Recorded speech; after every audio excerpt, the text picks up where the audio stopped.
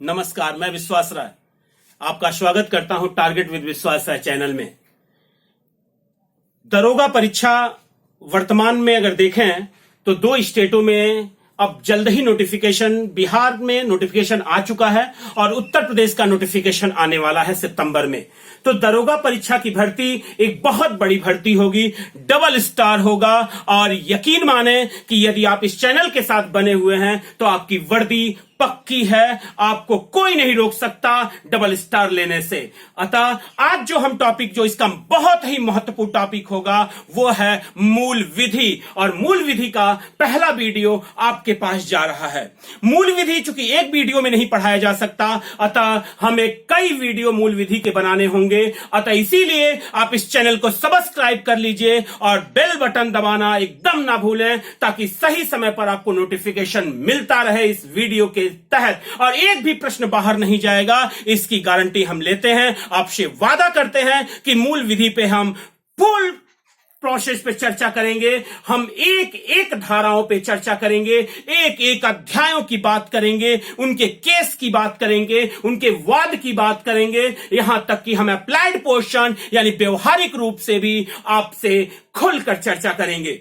तो आइए आज हम मूल विधि सामान्य परिचय लेते हैं एक दरोगा परीक्षा के लिए 2020 के लिए, और हमें पक्का विश्वास है कि आप तैयार होंगे। अगर आपके मन में, अगर आपके दिमाग में, आपके अंतरात्मा में आपके सपने आपको झकझोर रहे हैं तो यकीनन आप इस वीडियो को स्किप नहीं करेंगे और पूरा अंत तक आप इस वीडियो को जरूर देखेंगे। तो आइए, टॉपिक है मूल विधि दरोगा परीक्षा 2020। तो मूल विधि पर अगर हम आए और हम पहला टॉपिक अगर आपसे लें कि भारतीय दंड संहिता 1860, जिसे आप इंडियन पेनल कोड 1860 कहते हैं।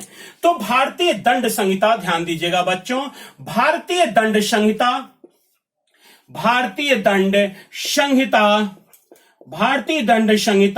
1860। मैंने आपसे कहा एक भी प्रश्न बाहर नहीं जाएगा। भारतीय दंड संहिता 1860 की यदि हम चर्चा करें तो मैकाले तुरंत हमारे दिमाग में गूंज जाता है लॉर्ड मैकाले का नाम। 1833 का भारत सरकार अधिनियम, 1833 के भारत सरकार अधिनियम के तहत गवर्नर जनरल की कार्यालय में एक विधि सदस्य की नियुक्ति की गई, और यह विधि सदस्य को मत देने का अधिकार नहीं था। यह चौथे सदस्य के रूप में इसकी नियुक्ति की गई थी और लॉर्ड मैकाले को इसका अध्यक्ष बनाया गया। लॉर्ड मैकाले वहीं से आता है बच्चों, और 1853 के राजलेख में प्रतियोगी परीक्षा पहली बार भारत में आयोजित की जाती है, यानी कंपनी के कर्मचारियों की नियुक्ति के लिए प्रतियोगी परीक्षा प्रारंभ की गई। प्रतियोगी परीक्षा 1853 का राजलेख, जिसमें लॉर्ड मैकाले बहुत महत्वपूर्ण भूमिका निभाता है, इंपॉर्टेंट रोल प्ले करता है, और यहीं से वो अपनी एक अलग पोजीशन लेता है। और जब उससे पूछा जाता है कि क्या भारत को गुलाम बनाया जा सकता है, तो वह संसद में खड़ा होकर कहता है कि भारत को गुलाम बनाना आसान नहीं है, भारत को गुलाम नहीं बनाया जा सकता। वहां ना तो चोरी है, ना दास, ना कोई गंदी हरकतें भारतीयों में नहीं पाई जाती। वो समाज के प्रति बहुत वफादार होते हैं और यही कारण है कि इन्हें कभी गुलाम नहीं बनाया जा सकता। तो संसद में पूछा जाता है कि किस तरीके से गुलाम बनाया जा सकता है। लॉर्ड मैकाले कहता है कि गुलाम यदि बनाना है तो सबसे पहले इनकी संस्कृति और सभ्यता पे प्रश्नवाचक चिन्ह खड़े करने होंगे। जब इन्हें अपनी संस्कृति और सभ्यता पे प्रश्नवाचक लग जाएगा तो इन्हें एहसास होगा कि दूर के जो उनके संस्कृति सभ्यता है वो हमारी सभ्यता से ज्यादा अच्छे हैं, वो हमारी तरफ झुकेंगे। इसीलिए वो आते समय पहली बार कहता है कि एशिया के पूरे ग्रंथ यूरोप की एक अलमारी के बराबर भी नहीं है। वो वहीं से हमारे मन में हमारी संस्कृति और सभ्यता के बीच संदेह के बीज बो देता है, संदेह के बीज बोता है, और यहां ही वो निस्पंदन का सिद्धांत लाता है, फिल्ट्रेशन थियरी लाता है शिक्षा में, जो कहता है कि ऊपर से नीचे की तरफ छनते हुए शिक्षा आएगी। बच्चों, बहुत ही एक तरह से कहें तो दुख का विषय है कि 21वीं शताब्दी में भी हम 100% लिटरेसी रेट नहीं पा सके और 86वां संविधान संशोधन जो 2002 में आया, हमने बहुत लेट कर दिया और लाने में अनुच्छेद 21 को लाने में लेट कर दिया, जो राइट टू एजुकेशन की बात करता है, जो शिक्षा के अधिकार की बात करता है, जो 6 से 14 वर्ष के बच्चों को अनिवार्य और निःशुल्क शिक्षा की बात करता है। और लागू करने में हमने 1 अप्रैल 2010 लगा दिया, उसे 1 अप्रैल 2010 को हमने राइट टू एजुकेशन को हमने इंप्लीमेंट किया, लागू किया। तो हम लॉर्ड मैकाले पे चर्चा कर रहे थे। अगर हम भारतीय दंड संहिता का 1860 देखें तो इसका जो प्रस्ताव लाया था 1858 में, याद रखना बच्चों, बहुत ही महत्वपूर्ण है। इसका जो प्रस्ताव लाया था लॉर्ड मैकाले ने। प्रस्ताव लॉर्ड मैकाले ने लाया था और वो समय था 1858। प्रस्ताव लॉर्ड मैकाले ने लाया, पास हुआ लॉर्ड कैनिंग के द्वारा, पास किया गया लॉर्ड कैनिंग के द्वारा 1860 में। 1860 में लॉर्ड कैनिंग उस समय भारत का वायसराय है। 1858 का भारत सरकार अधिनियम आता है, इसमें भारत के गवर्नर जनरल का नाम बदलकर वायसराय कर दिया जाता है। तो लॉर्ड कैनिंग भारत का प्रथम वायसराय है। इस भारतीय दंड संहिता को पास किया है लॉर्ड कैनिंग ने 1860 में। इसे लागू किया गया, याद रखना बच्चों, लागू कब किया गया? इसे लागू किया गया है 1 जनवरी 1862 को। लागू किया गया 1 जनवरी 1862 को इसे लागू किया गया है। याद रखना बच्चों, इसमें कुल अध्याय कितने हैं? इसमें कुल अध्याय, यानी भारतीय दंड संहिता 1860 में कुल अध्याय हैं 23 और इसमें कुल धारा कितनी है? हम बात कर रहे हैं भारतीय दंड संहिता की, तो इसमें कुल धारा कितनी है? तो कुल धारा है 511। यानी अगर एक बार और हम आए तो भारतीय दंड संहिता पे हम चर्चा कर रहे हैं अपने पहले वीडियो में मूल विधि के। प्रस्ताव लाया है लॉर्ड मैकाले ने 1858 में, पास किया है लॉर्ड कैनिंग ने 1860 में, लागू हुआ है 1 जनवरी 1862 को। कुल अध्याय है 23 और कुल धारा है 511।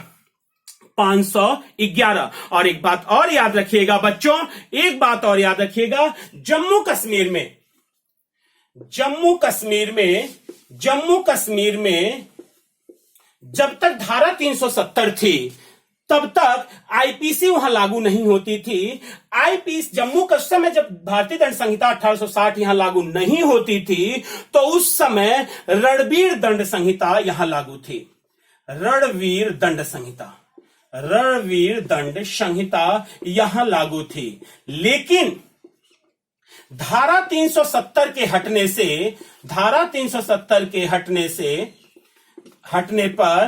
हटने पर 31 अक्टूबर 2019 से यहां पे इंडियन पैनल कोड लागू है, आईपीसी लागू है। यानी ये बात बहुत महत्वपूर्ण है आपके लिए कि जम्मू कश्मीर में आईपीसी के लगने के पूर्व, यानी 31 अक्टूबर 2019 से पूर्व वहां कौन सी संहिता चलती थी? तो वहां पे रणवीर दंड संहिता चलती थी। धारा 370 के हटने पर 31 अक्टूबर 2019 से वहां पर आईपीसी को लागू किया गया। यानी जम्मू कश्मीर में भारतीय दंड संहिता कब से लागू है? तो आपका आंसर होगा 31 अक्टूबर 2019 से जम्मू कश्मीर में भारतीय दंड संहिता लागू है, भारतीय दंड संहिता लागू है।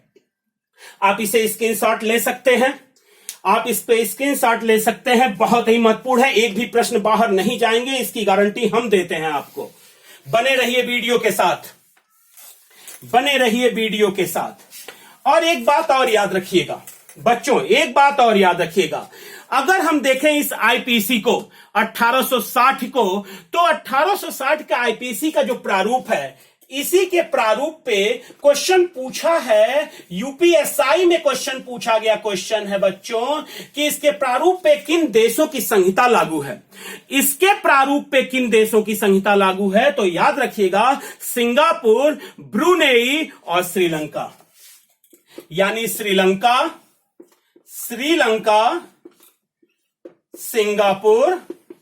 सिंगापुर और ब्रुनेई, पूछा गया क्वेश्चन है, अतः इसे हल्के में ना लेना। ब्रुनेई, यानी ये 3 भारतीय दंड संहिता के प्रारूप पे चलते हैं। कौन कौन से देश हैं जो भारतीय दंड संहिता 1860 के प्रारूप पर इनके दंड संहिता तय की गई हैं? तो आपका आंसर होगा श्रीलंका, सिंगापुर और ब्रुनेई।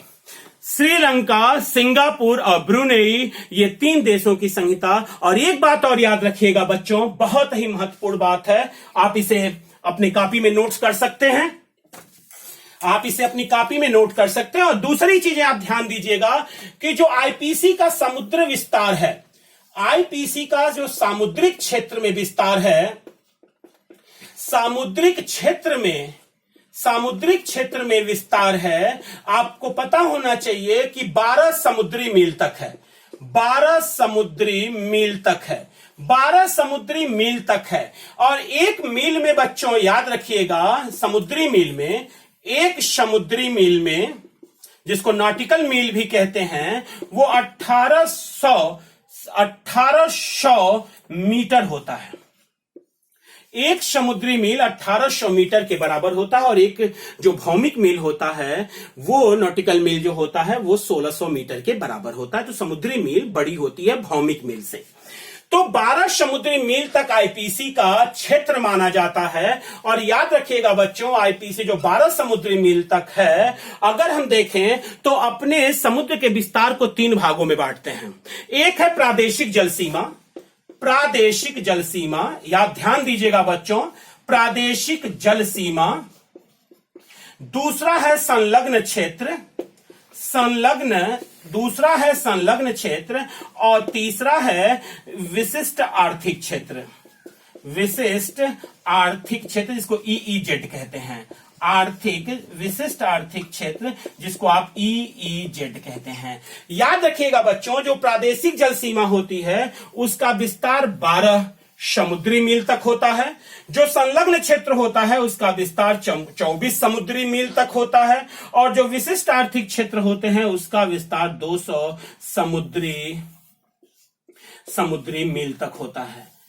यहां तक याद रखिएगा बच्चों, यहां तक साफ सफाई और सभी अधिकार आपको प्राप्त होते हैं। यहां पे सीमा शुल्क की वसूली, वित्तीय अधिकार प्राप्त होते हैं। और ईईजेड जो है 200 समुद्री मील, वहां पे आप नए द्वीपों का निर्माण कर सकते हैं, आप वहां अनुसंधान कर सकते हैं। और उसके बाद सभी देशों को समान अधिकार प्राप्त होते हैं। तो याद रखिएगा, ये भी चीजें क्वेश्चन में पूछी जाती हैं। तो हमें केवल बात है हमारी कि प्रादेशिक जल सीमा। तो प्रादेशिक जल सीमा जो है वो 12 समुद्री मील तक है, 12 समुद्री मील तक है। और यहीं तक आपके आईपीसी का भी विस्तार है। यानी आपसे क्वेश्चन पूछ सकता है कि निम्नलिखित में से कहां पे भारतीय दंड संहिता 1860 का विस्तार है। 4 विकल्प दे सकता है, उसमें आपसे कह सकता है कि प्रादेशिक जल सीमा पहला विकल्प, दूसरा संलग्न क्षेत्र, तीसरा ईईजेड एक्सक्लूसिव इकोनॉमिक जोन, और चौथा नन ऑफ दीज, इनमें से कोई नहीं। आपका आंसर होगा 12 समुद्री मील, यानी प्रादेशिक जल सीमा तक आईपीसी का विस्तार माना जाता है। आप इसे जरूर नोट करेंगे।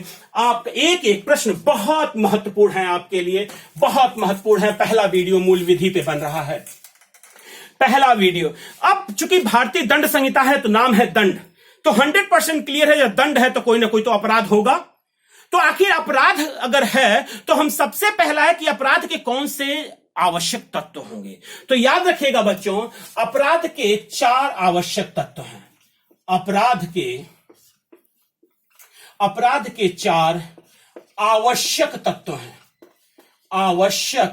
हैं, अपराध के 4 आवश्यक तत्व हैं। और वो कौन कौन से तत्व हैं? तो फर्स्ट, सबसे पहले तो मानव। अपराध किसके द्वारा किया गया हो? तो कंफर्म मानव के द्वारा अपराध किया गया हो। यदि वो अपराध बैल और बकरी द्वारा अपराध किया गया हो तो उसे भारतीय दंड संहिता 1860 के अंतर्गत नहीं लेते। वो अपराध मानव के द्वारा किया गया हो। पहला, मानव के द्वारा अपराध किया गया हो। दूसरा, आपराधिक मनः स्थिति।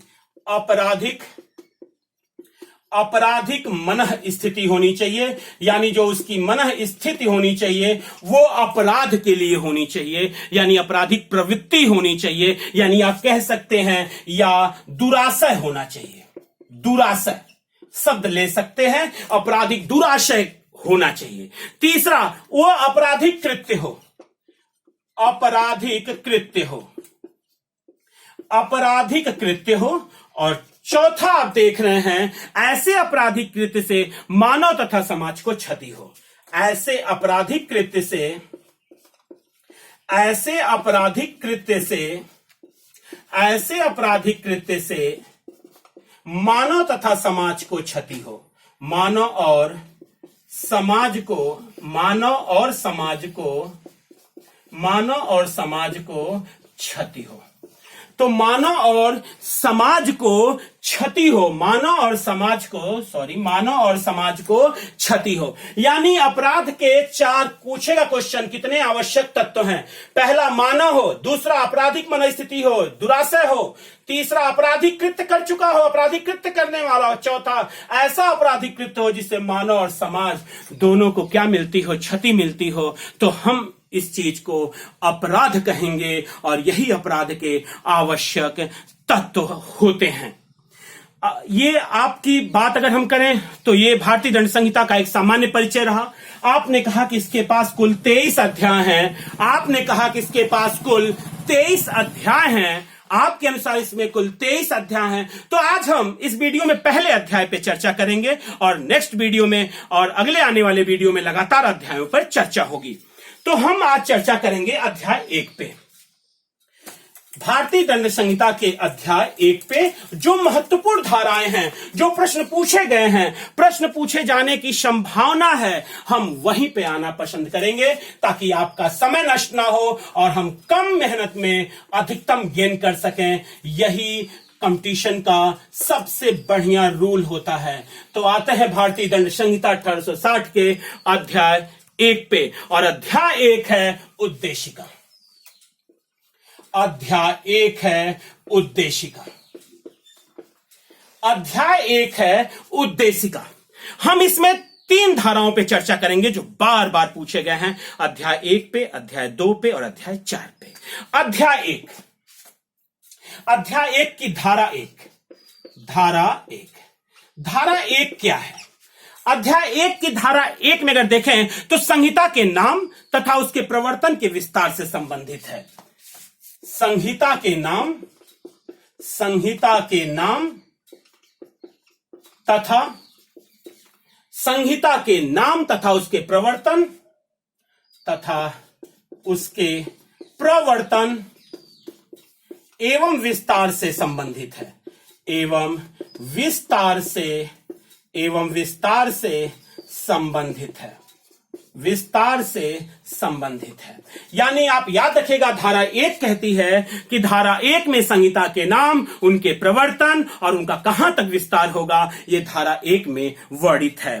तो अभी आपने कहा कि धारा 1 12 समुद्री मील तक भी होगी, जितना भारतीय क्षेत्र है उतना तो होगा ही, समुद्र में भी 12 समुद्री मील तक यात्रा करेगी, और सिंगापुर और श्रीलंका और ब्रुनेई जैसे देशों का भी प्रारूप इसी के तहत तय किया गया है। धारा 2 पे आते हैं बच्चों। धारा 2, अगर हम धारा 2 को देखें, अध्याय 1 की धारा 2 को देखें तो भारत के भीतर किए गए अपराधों के लिए दंड है। ये अपराध भारत के भीतर किए गए हों, भारत के भीतर किए गए, भारत के भीतर किए गए अपराधों के लिए दंड है। अपराधों के लिए दंड है, अपराधों के लिए दंड है। यानी जो अपराध किए जाएं वो भारत के सीमा के भीतर हो तो धारा 2 के तहत उसे अपराध के लिए दंड दिया जाएगा। और धारा 4 जो कि महत्वपूर्ण है, धारा 4 जो कि महत्वपूर्ण है, तो अध्याय 1 में केवल 3 धाराएं हम पढ़ेंगे, धारा 1, धारा 2 और धारा 4 जो कि महत्वपूर्ण है। धारा 4, धारा 4 पे आते हैं, अध्याय 1 की धारा 4 पे। भारत के बाहर किसी भी स्थान पर भारत नागरिक द्वारा, भारत के बाहर, भारत के बाहर किसी स्थान पर भारत के नागरिक द्वारा भारत के नागरिक द्वारा, भारत के नागरिक द्वारा या अन्य जगह भारत में, या अन्य जगह भारत में, अन्य जगह भारत में पंजीकृत किसी पोत या विमान पर, पंजीकृत किसी पोत या विमान पर, पंजीकृत किसी पोत या विमान पर, पंजीकृत किसी पोत या विमान पर, वह चाहे जहां भी हो, वह चाहे जहां भी हो, वह चाहे जहां भी हो, वह चाहे जहां भी हो, यानी भारत का हो चाहे वो पोत कहीं पे भी हो, भारतीयों द्वारा किया गया हो, किसी व्यक्ति द्वारा इसके अंतर्गत अपराध किए जाने पर, किसी व्यक्ति द्वारा यानी कहीं पर भी हो, वह चाहे जहां पर भी हो, इसमें उपबंध होता है, इसमें उपबंध होता है, यानी दंड यहां से दिया जा सकता है। धारा 4 कहती है, बच्चों ध्यान दीजिएगा, कि भारत के बाहर किसी स्थान पर भारत के नागरिक द्वारा या अन्य जगह भारत में पंजीकृत किसी पोत या विमान पर, वह चाहे जहां भी हो, यदि अपराध होता है, यदि अपराध होता है, तो इसमें उपबंधित होता है धारा 4 में। तो धारा 1 में क्या देखा? संहिता के नाम देखा, उनके प्रवर्तन के विस्तार से संबंधित देखा। धारा 2 में क्या देखा? भारत के लिए किए गए अपराधों के लिए दंड देखा, भारत में किए गए। और धारा 4 में देखा भारत के बाहर या भारत के बाहर भारतीय नागरिकों द्वारा या अन्य जगह पर, वो जगह कौन कौन सी होनी चाहिए? किसी पोत में, भारत में पंजीकृत वो पोत हो, भारत में वो पोत क्या हो? रजिस्टर्ड हो, या विमान रजिस्टर्ड हो, और चाहे वो कहीं पर भी हो, चाहे वो पोत और विमान कहीं पर भी यात्रा कर रहा हो, ये दंड अपराध इसी के अंतर्गत आता है, इसी के अंतर्गत आता है, इसी के अंतर्गत आता है। तो ये आपने देखा अध्याय 1 उद्देशिका में हमने 3 धाराएं पढ़े, 1, 2 और 4। ये जबान पर बैठा लीजिएगा आप, ये जबान पे बैठा लीजिएगा आप। एक चीज और जो हम कह के रोकेंगे यहीं पे इस टॉपिक को, कि अगर हम एक चीज नोट अगर हम देखें कि किन किन धाराओं के अंतर्गत मृत्यु दंड दिया जाता है, तो याद रखिएगा बच्चों, भारतीय दंड संहिता में जो मृत्यु दंड दिया जाता है, वो मृत्यु दंड किन किन धाराओं के लिए दिया जाता है। तो याद रखिएगा, आप कह सकते हैं कि धारा, अब धारा जो है वो धारा 121, 132, धारा 121 लिखते जाइएगा आप लोग भी, धारा 132, धारा 194, धारा 194, धारा 302, 305, 307, 302, धारा 305, धारा 307, धारा 307, 364 को और 396, धारा 364 को, 364 को और धारा है 396। याद रखिएगा बच्चों, इस धारा के अंतर्गत जो आप पढ़ेंगे मूल विधि में आगे, इसी धाराओं में मृत्युदंड का प्रावधान है, यानी इन धाराओं में मृत्युदंड का प्रावधान किया गया है, इस मृत्युदंड का प्रावधान किया गया है। तो आज आपने देखा भारतीय दंड संहिता 1860 का सामान्य परिचय, जिसमें आपने कहा कि प्रस्ताव लॉर्ड मैकाले द्वारा लाया गया, पास लॉर्ड केनिंग द्वारा किया गया, लागू 1 जनवरी 1862 को हुआ। कुल अध्याय है 23, जिसमें से एक अध्याय आज आप पढ़ चुके हैं, और कुल धाराएं हैं 511। और जब तक 31 अक्टूबर 2019 तक, जब तक धारा 370 नहीं हटी थी जम्मू कश्मीर से, तब तक वहां रणवीर दंड संहिता लागू थी। 31 अक्टूबर 2019 से जम्मू कश्मीर में भी लागू हो चुका है भारतीय दंड संहिता 1860।